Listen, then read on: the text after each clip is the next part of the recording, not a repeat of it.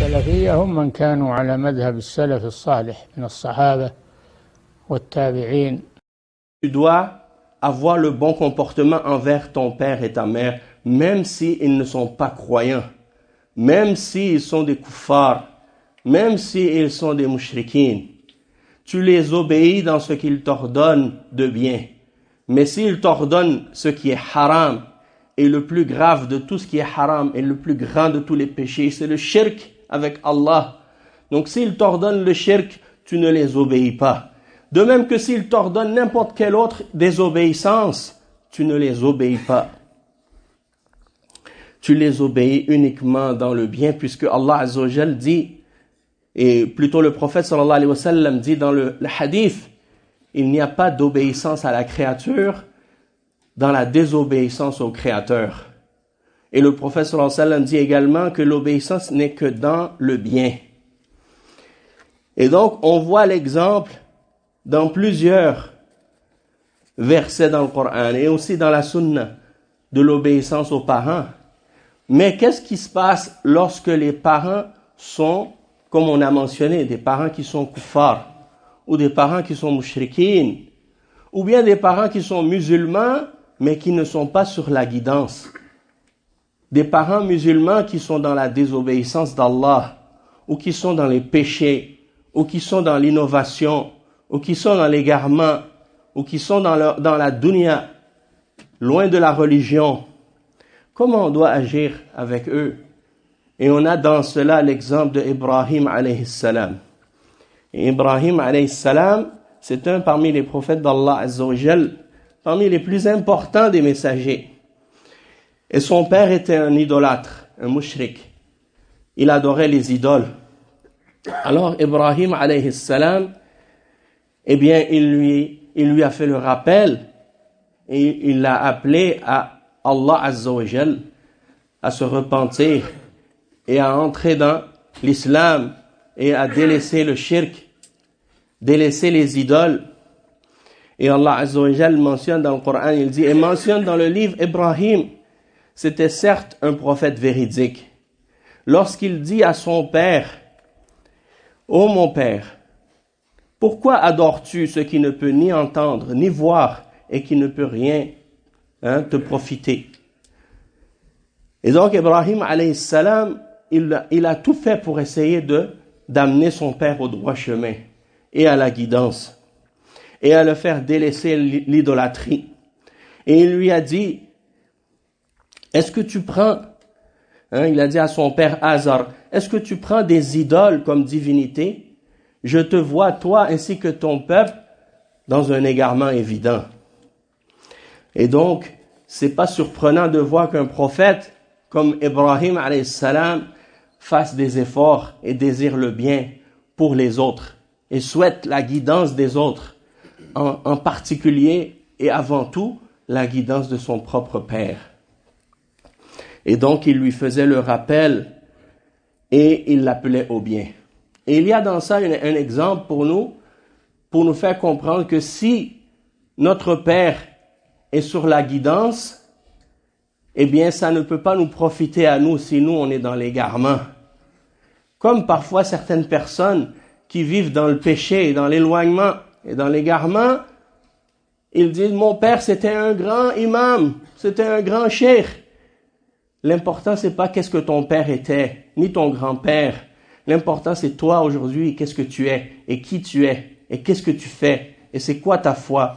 Parce qu'au jour de la résurrection, chacun sera jugé pour ses œuvres et sa foi à lui. Et le bien que quelqu'un d'autre a fait, ton père ou ton grand-père ou tes proches, le bien que eux ont fait, ça ne leur profitera que à eux seulement, et non pas à toi. وَلَا تَزِرُ وَازِرَةٌ وِزْرَ أُخْرَى. Et le contraire est vrai également. Si ton père ou ton fils est dans l'égarement, eh bien, tu ne vas pas porter leurs péchés à leur place.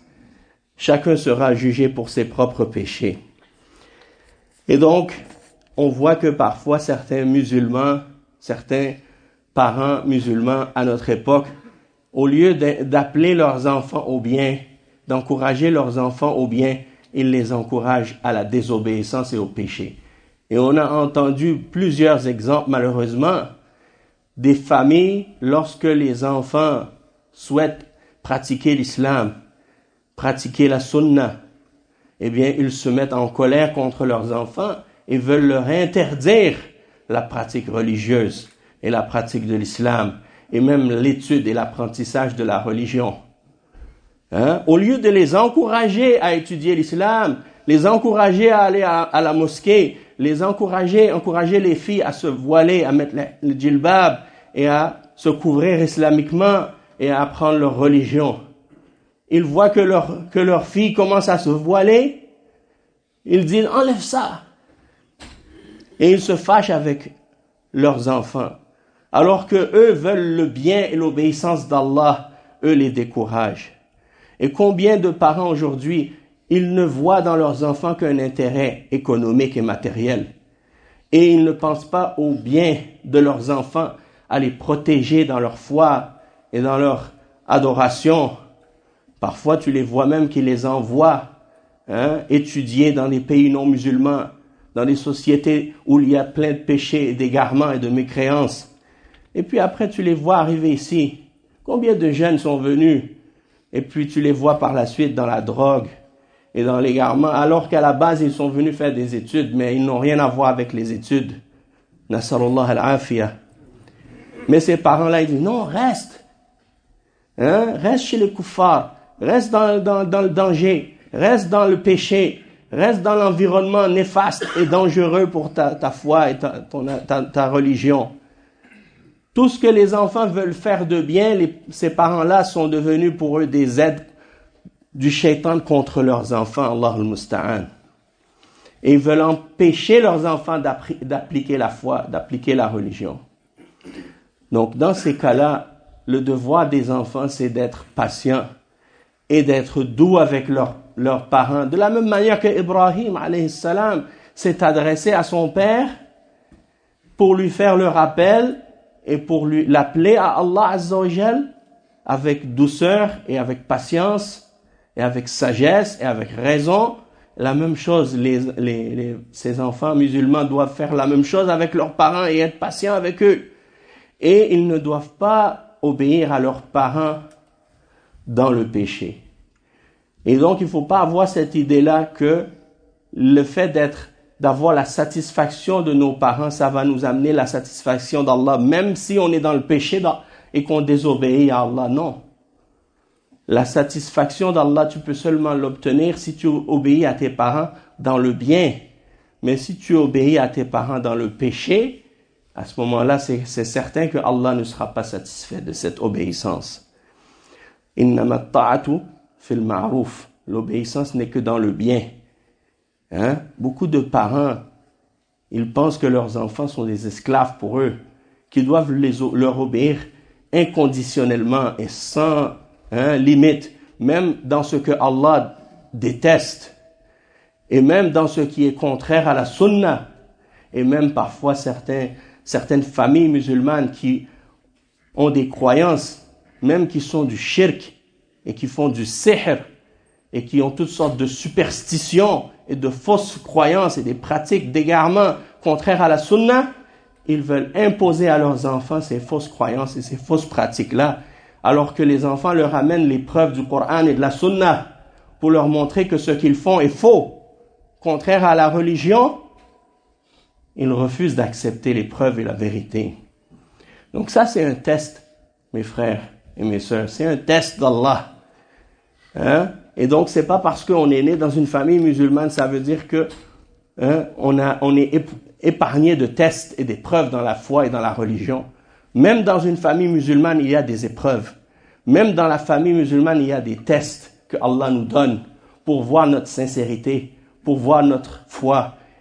Et regardez Ibrahim alayhi salam à la fin. Malgré toute la douceur et la gentillesse, et comment il a appelé son père à Allah, qu'est-ce que son père a voulu faire? Il a essayé de le tuer. Il a essayé de le brûler vivant, de le jeter dans le feu parce qu'il a détruit les idoles. Et donc, malgré ça, Ibrahim a été patient. Et il a mis sa confiance en Allah.